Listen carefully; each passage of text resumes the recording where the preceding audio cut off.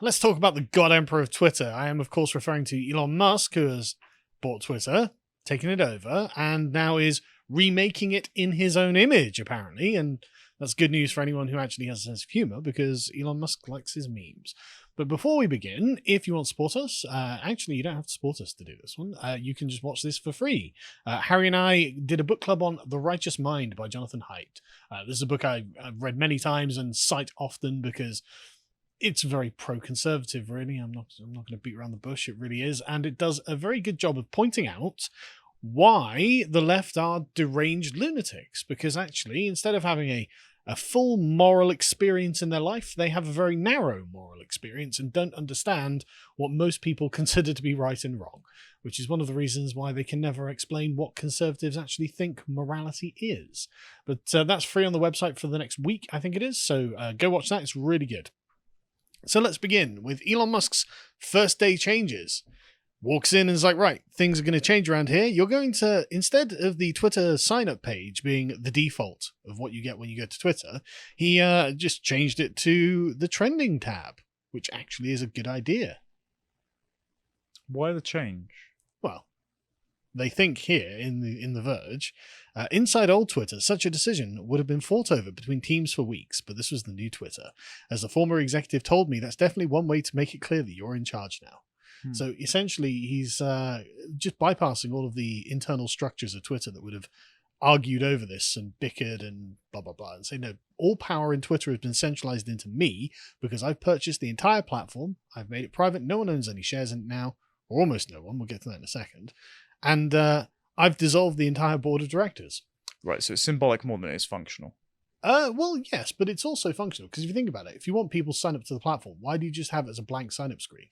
Yeah, true. You're showcasing exactly what kind of experience they're going to get. Exactly, and that's exactly. You know, Elon's actually saying, "Well, look, we can give them the most popular content on the platform, and that will encourage people to sign up." Which it probably will. He does need to change the trending tab though, because it's always BuzzFeed, BBC articles bumped to the top. Sometimes it was today. Yeah, sometimes it is. It's not always that way. But if you get to the next one, as I said, he's dissolved the entire Twitter board, which is hilarious. Made himself the sole director in a recent filing, which means that's it. It's just Elon Musk calling the shots in perpetuity, it seems. Except for one person. One person has apparently retained a stake in Twitter, which is Jack Dorsey. I think I can guess as to why.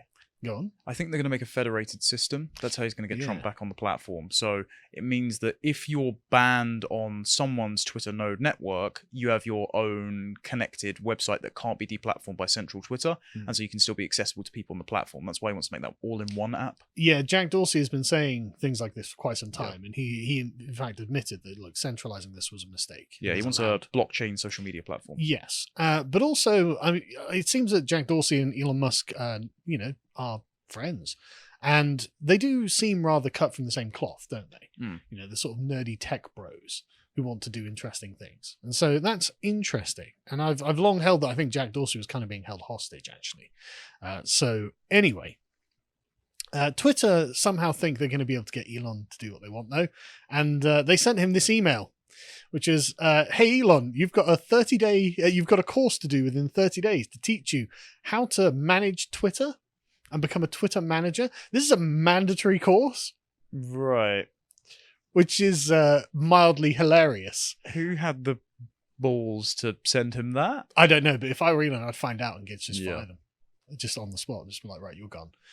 Bye.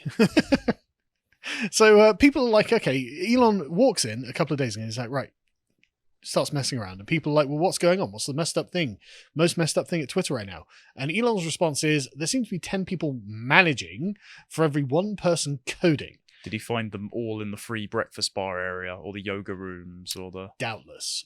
What I love about this is that Elon is basically exposing Twitter to capitalism. Because obviously before, Twitter is going to have various... should we call them angel investors, who are going to keep the platform afloat to make sure that the political control of the platform remains aligned in a certain direction. And of course, Elon seems to be a businessman. Well, so when he took it private, I believe Vanguard, State Street, BlackRock lost their portion of shares. Yep. And that means that Twitter is no longer beholden to ESGs, which Yep. means it's no longer subsidized for doing woke climate nonsense. Yep. Whereas now it's actually market competitive. And I assume all of his business decisions will be in that vein. It seems that way. I mean, as you say, I mean, everyone lost their shares. So it's literally just Elon and Jack Dorsey doing what they want with it now, which is fantastic. And so people have been complaining, well, Elon Musk has been like, he owns Twitter and he's been, quote, spreading speculation. As in he's been thinking, oh, I wonder if this is the case. Did you see that Biden got fact-checked? We'll get to that. Oh, brilliant. Okay. And so they were complaining that basically he'd tweeted about Paul Pelosi being attacked. There's a Democrat narrative and another narrative, a Republican narrative. I don't know. I haven't looked into it. I don't care. But he may have been either a drug dealer or a gay prostitute. But yeah, exactly. Cannot be confirmed or denied. Exactly. I don't know the facts on that one, so we'll move on. Elon just replied to this by saying, no, don't be ridiculous. I did not tweet it. I'll link to the New York Times. I don't post fake news. Anyway, so after Elon contradicted a Democrat narrative, hashtag a message to Elon Musk started trending because of a lot of very salty people. Free speech, of course, does not include disinformation and hate speech. Yes, it does. Yeah, I think it actually does, believe it or not. But these people revealed themselves to be absolutely lovely. Here's a representative sample. Quote, F off, you weasel-faced, power-hungry, blood-money hoarding, conspiracy-spreading, dictator-worshipping, staff-abusing, union-fearing, delusional C-word. I didn't realize you had access to my DMs, Cole. Also, accidental endorsement. There's lots of accidental endorsements coming from the left these days. Yeah. But yeah, it's very nice people. And so they were like, oh, look, we can make fake news trend as well. Hashtag Trump is dead. Okay. You can have your, as Michael Malice points out, you can have your little meltdown over Donald Trump if you need to. Great graphic as well, because it's literally him living rent-free in their heads. Exactly. Like, it's really childish and makes it, but the thing you'll notice about this is the impotence of it, right? That's what all of this screams. I'm angry. I'm going to insult you on Twitter. Oh no, you're not even going to ban me. The complete profound impotence. Oh look, Trump is dead. Oh, we tweeted some fake news. Okay, Yeah. good for you. It's like Good for when Rory and I went to the LGB Alliance protest, and we were very nice and cordial to the protesters, just asking if they wanted to chat. And a couple of the very effeminate they-them protesters started insulting jacket linings, saying you look like various celebrities, and these like catty, underhanded comments. And I'm like, thanks, I'm not as insecure as you are. These don't bite towards me like you think they do. Yeah. It's the, I suppose, the embarrassed cattiness of people that realize they're under the boot heel but desperately don't want to be. Yes, that's exactly it. It is, again, I can't think of a better word than impotence. Yeah. This goes nowhere and does nothing, and they can keep crying. So anyway, moving on, Elon had been obviously saying something behind the scenes about charging for verified check marks. This is their idiot tax. Yes, literally an idiot tax. Twitter is strongly considering making verified users pay $4.99 a month to keep their badges. Many questions remain, and this was a few days ago. And then you had people like Hank Green come out and saying, well, the hilarious thing is, I'm a current Twitter Blue subscriber, and I'll need to unsubscribe if they make verification conditional on having a Twitter Blue subscription because paying for a check mark is 100% cringe. Oh, and having a check mark in this day and age isn't cringe, yeah? As part of the media apparatus who have been ordained as the aristocracy of the platform. That's the point, isn't it? Yeah. It's like, hang on a second, why, if the blue check mark is not a mark of status, Hank, why do you care? You already pay for Twitter Blue. They sound like, as you said, with the resentfulness of being rejected, they sound like Syndrome from The Incredibles. Yes. I'm going to make everyone super, and then no one will be. Yeah. I'm going to take away the power of it. But that's the thing. Like, Hank, you already pay for Twitter Blue, so what difference does it make if it becomes conditional? Oh, it's cringe. Why? Because suddenly the verified checkmark won't be a badge of status and honor anymore. And that's what you're upset about, isn't it? Yeah. Come on, let's be real here. Badge of regime fealty. Exactly. Who's inside the club? And Hank's like, well, I wanted to feel like I was inside the club. It's not anymore, Hank. So it turned out that Elon was speculating it could be $20 a month to keep your verification. And thinking about it, I mean, if these people are as addicted to Twitter as they appear to be, and they are that concerned with having this status symbol, I think they'll pay $20. You can charge them a hell of a lot more. I think they would. And of course, this is the hilarious bit. Team Building was told they would all be fired if they don't meet a launch deadline of November the 7th. Well, that's quite the fire list underneath their backside, isn't it? Yeah, exactly. It's if you go back to the previous one, John, just quickly. I love this. It's like, right, I want $20 a month verification for all blue check marks, and if it's not done by the end of the week, you're all fired. I love this attitude. This is real capitalist hours going on at Twitter today. And so Stephen King, worth $500 million, just in case you're wondering, decided he would tweet $20 a month to keep my blue check. F that, they should pay me. If this gets instituted, I'm gone like Enron, which is an ancient reference that no one gets. As if, one, you don't have the money to do so. Two, might I just remind anyone who still holds a candle to Stephen King, whether for his political takes or even his writing, if you haven't read it, there is some very suspicious stuff going on in the sewers of that book. Yeah. Yes, there is, but let's move on. Yeah. So anyway, Elon Musk replies to this, saying, well, we need to pay the bill somehow. Twitter cannot entirely rely on its advertisers. How about $8? So I love this haggling.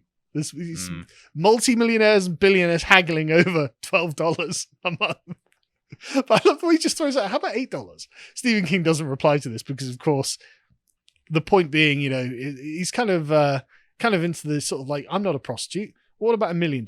Well, maybe for $1 million. Well, what about $500,000? It's kind of got into that sort of territory at this point. Yeah, we found the left's, funnily enough that you mentioned height earlier, we found the left's one threshold for moral purity. Yeah. Where they can't be bought. But that's the thing, Stephen King, I'm not paying $20. They should pay me. It's like, right, okay, at least we're haggling now. So Elon Musk is changing it up. And so Elon then goes, look, I'll explain this in longer form because you're not getting this hilarious move. So he tweets out, power to the people.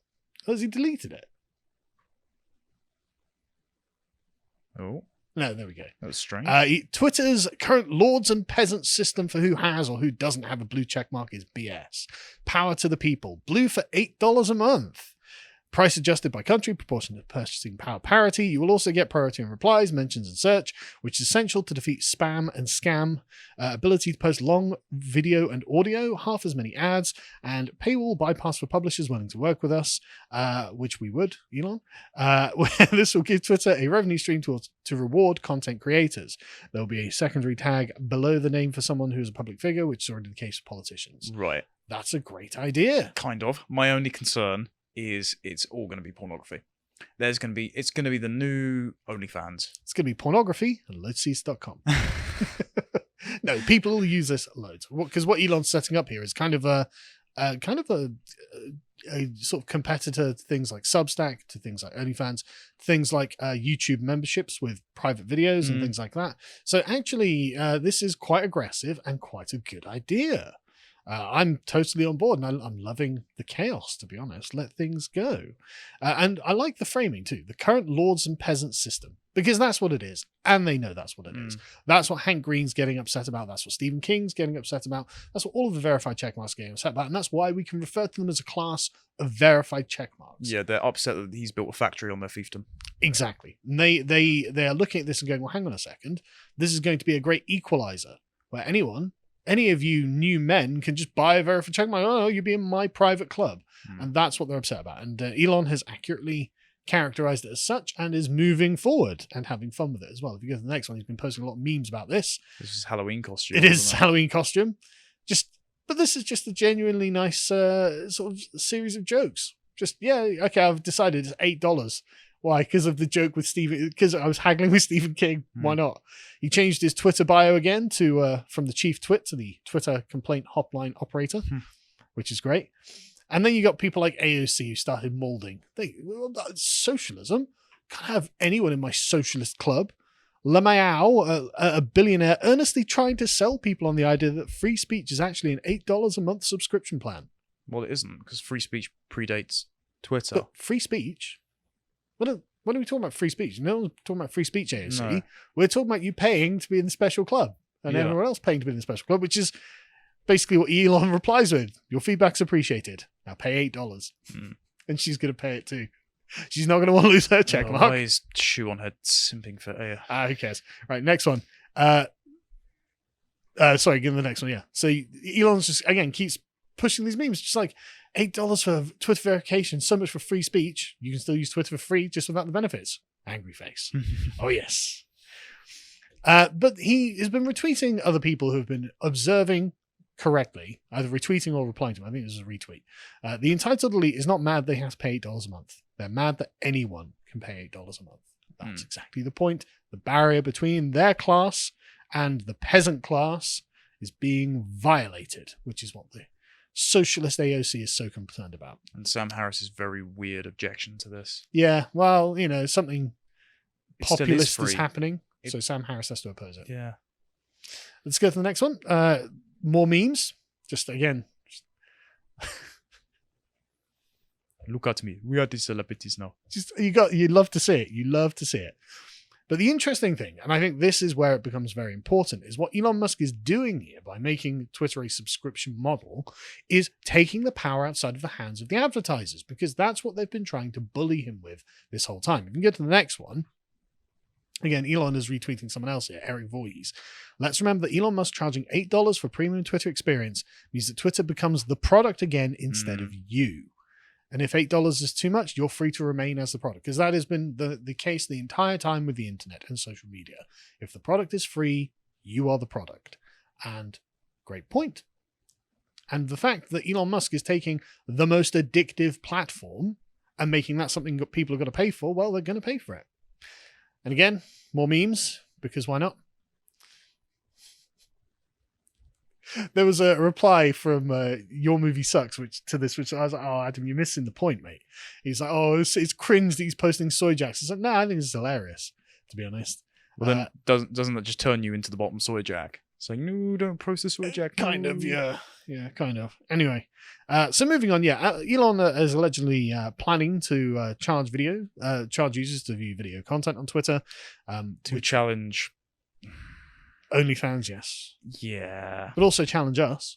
So we're going to have to sign up to that. But I don't want to be posting videos on the same network as Pornhub. Well, we're not going to have a choice. No, I suppose not. According to the Washington Post, an internal Twitter email revealed the plans. When a creator composes a tweet with a video, they can enable a paywall once the video has been added. The proposed move would mean creators who post explicit clips will be able to put up their own paywalls, charging as little as $1 for people to be able to view their footage. So yeah, undercutting OnlyFans there. Lol. And as they also point out, 13% of all the content on the site is pornographic. Anyway, moving back to what's going on behind the scenes. Apparently, tomorrow, Elon's firing half of Twitter staff, according to Bloomberg. Right. Just tomorrow. Just okay. Come in, right. Thanos. Ending all remote work. That's a smart idea, yep. though. I will say there is a major difference in morale boosting if you're in a decent workplace culture. Yes. You're all going into the office and half of you are getting fired. Also, the verified checkmark's paying $8. It's like a Heath Ledger's Joker just snapping the pool cue over. We're having tryouts. I love this. Anyway, so they are complaining about this, obviously. Musk has owned Twitter for less than a week, and he's already sent a clear message. The platform is about to get worse for queer people. You can get to the next one, John. And then you just got this guy going, gay guy here, having the time of my life, FYI. And Musk has replied. Yeah. So that is an actual verified Twitter employee. There you go. But of course, Jeff Bezos' private newspaper has complaints about this. It's time to abandon Twitter, people. Thank you, wine mum. But also, you work for Jeff Bezos, mate. Yeah. Don't really care about your opinion, frankly. If we're going to have the sort of, it's what was it with the Standard Oil? It's the sort of like new oil baron wars. Robber barons, yeah. Yeah, robber barons, that's it. If we're going to have that, at least we've got one that's fun. Well, wasn't Amazon Web Services responsible for deplatforming Parler in the first place? Yep. So you just want hegemonic dominance of the public square. Yes, exactly. Which is precisely what they're arguing for. Quote from the article: as we approach the midterm elections amid deepening concerns that we're teetering on the brink of civil war. Yeah, because the Insider just exposed how Joe Biden was literally meeting with Twitter twice a month to censor We'll get direct to that. accounts. But interestingly, that's her view. That's her framing. We're on the brink of civil war. So what she's saying is Tim Pool is right. Yep. The United States is teetering on the brink of civil war. And I would suggest that it's because a bunch of lunatic radicals have taken over the Democrat Party and they're trying to destroy the country. And Musk is missing an opportunity to be useful himself and to change the world for good. Maybe he's on the other side of the civil war. Maybe he doesn't agree with what the left is doing, which is why he's doing all of this in the first place. So she says that maybe more regular folks will abandon Twitter altogether and return to human exchanges with neighbors and friends. It's what we need. And leaving the orcs to fight amongst themselves wouldn't be the worst thing. Let them live amongst themselves. Yeah, Looks okay. like Twitter's back on the menu, boys. Exactly. Go. Clear yourselves out. As a bunch of no-name celebrities have done.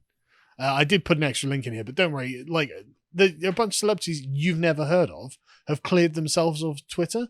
It's like, who the hell are you people? Like, get the article up, actually. Like, I don't recognize a single one of these. The middle one's the villain in She-Hulk. Right, okay. Great. Like, if you scroll down and get some names, just so I can actually tell you who they are. Right. Someone from Grey's Anatomy creator. Shonda Rhimes. Never heard of them. Sarah Bareilles. Never heard of them. Like, I don't know who any of you people are. Jamila Jamil? Bye. She-Hulk woman. I don't know who you are. Goodbye, though. Well done. Deport yourselves from Twitter. Anyway, so Elon Musk, getting to the stuff that I think is important, because, of course, it affects me. Elon Musk tweeted, Twitter is simply the most interesting place on the internet. That's why you're reading this tweet right now. Now, in a way, he's right, but in a way, he's also wrong. It will be the most interesting place on the internet when the band are allowed to return. And of course, how or when will the band be allowed to return? Well, we don't know quite yet. But Elon tweeted, I talked to civil society leaders. If you can scroll up a bit, just so you can see the previous tweet on this one. Jonathan Greenblatt, Yale Eisenstadt, and a bunch of others, the NAACP, the ADL, and a bunch of other alphabet. The Bush offense. Center, which is really important. Also, do you know who Yoel Roth is? The name rings a bell. He is a trust and safety member of Twitter staff. Right. He also, Jack Posobiec shared an old deleted screenshot of his. He says about someone complaining about the Women's March. He said, yes, that person in the pink hat is clearly a bigger threat to your brand of feminism than actual Nazis in the White House. So he calls all Trump supporters and the administration Nazis. And Elon is still allowing him to stay there. Yes. So let's hope he's in the half of the staff that just get booted out. Well, we'll find out tomorrow, won't we? But he met with all of the usual sort of alphabet organizations. And so go back to the other one, sec, John. Just still on that sec. Because, of course, these are professional grievance mongers. And they've come to present their grievances. He's going to talk about how Twitter will continue to combat hate and harassment and enforce its election integrity policies. Twitter will not allow anyone who's deplatformed for violating Twitter rules back on the platform until we have a clear process for doing so, which will take a few more weeks. So we can expect, hopefully, Trump and yours truly back on there in a few weeks. Just use First Amendment standards plus doxing, and that's a simple way of doing it. That would be the perfect way of doing it, in fact. And it's the kind of way that perhaps Elon would actually do.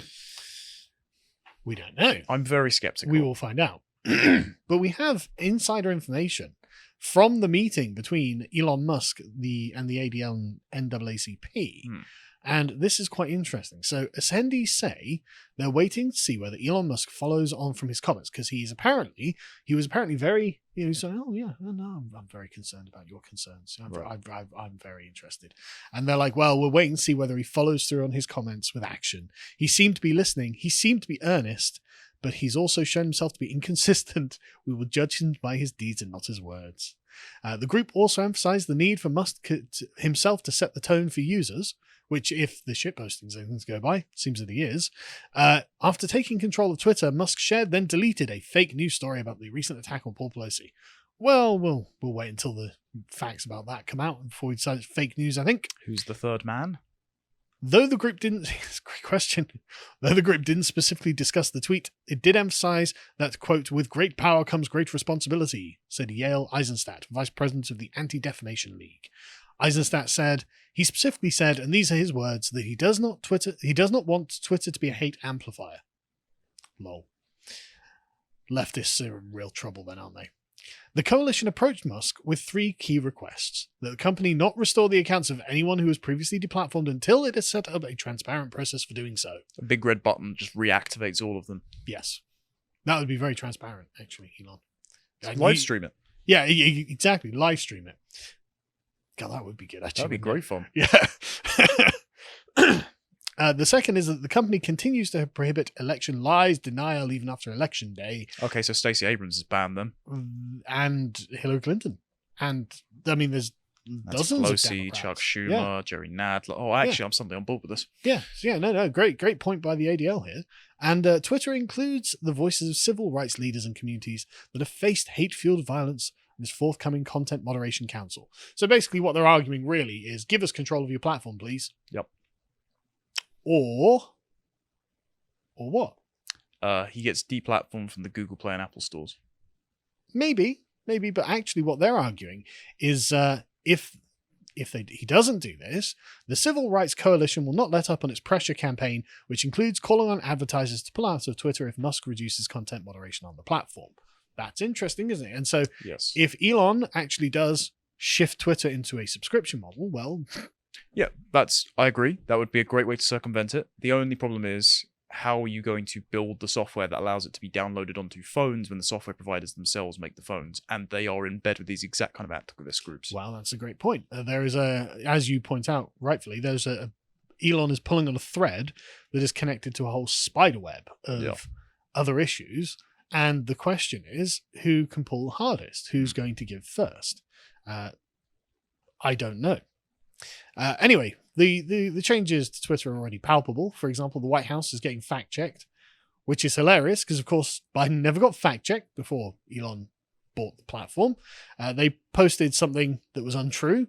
They got fact-checked, and then they deleted it because they're like, oh my God, hang on, this fact-check is not supposed to happen to us, is it? It's like, yes, it's happening to you because Biden is an unremitted liar who lies every single day of his life and doesn't even know that he's lying. For example, recently he said his son died in Iraq. Yeah. Not true. Don't know why he said it. Why would he say it? He said that twice now. He died of cancer. Yeah. I mean, don't get me wrong. Sad that he's lost his son. Yeah. Why are you lying about it, though? Probably should have treated the other one a little bit better. Yes. But anyway, he lies about everything all the time, and now he's getting fact-checked for it, so they're deleting it. But the question is, will Twitter still take instruction on censorship from the US government? Because we learned the other day that Vijaya Gad, who was the Trust and Safety Council executive who was fired on the first day, the woman who suspended me from Twitter, met with the Department of Homeland Security to discuss censorship plans. Apparently, the platforms have got to get comfortable with the government. Well, actually, they don't. That's what the First Amendment is in the United States. So actually, they don't need to get comfortable with the government. So the question is, will Elon repudiate and do what he thinks is best for Twitter rather than what the US government thinks is best? And I just thought I'd finish this with a remarkable statement that the ACLU had said something sensible. They were like, oh yes, the government shouldn't be deciding for us what's true or false. Yeah. I mean, I agree, ACLU. I just didn't expect you to say it. Yeah, we covered this story at length on Tuesday. The rabbit hole is incredibly deep, and I'm not optimistic about the Republicans doing anything about it after the midterms, but this is seriously some grounds for some indictments. However, my conspiracy theory was that Elon, when he went to buy it the first time, it wasn't just financial spiderweb he found himself in. He may have seen, under pressure of NDA, the fact that they had federal government contracts, and he was thinking, I do not want to have to deal with this. So it's only that he was sued into buying it that allows him to... But I'm glad he's got it, and I'm glad that they're screeching about the changes that he's making, and if he is sensible, he will get out from under the heel of the advertiser boycotts, because Twitter is a large platform. Elon's the richest man in the world. You can make this work. See you on there. If you appreciated that segment from the podcast of the Lotus Eaters, you can go to lotuseaters.com to get access to all the premium content we have on the site, such as the book clubs we do, this one on Frank Dicotta's The Tragedy of Liberation. And if you'd like to find out what else we're putting out, you can follow us on Getter at lotuseaters_com on Getter. Thank you and goodbye.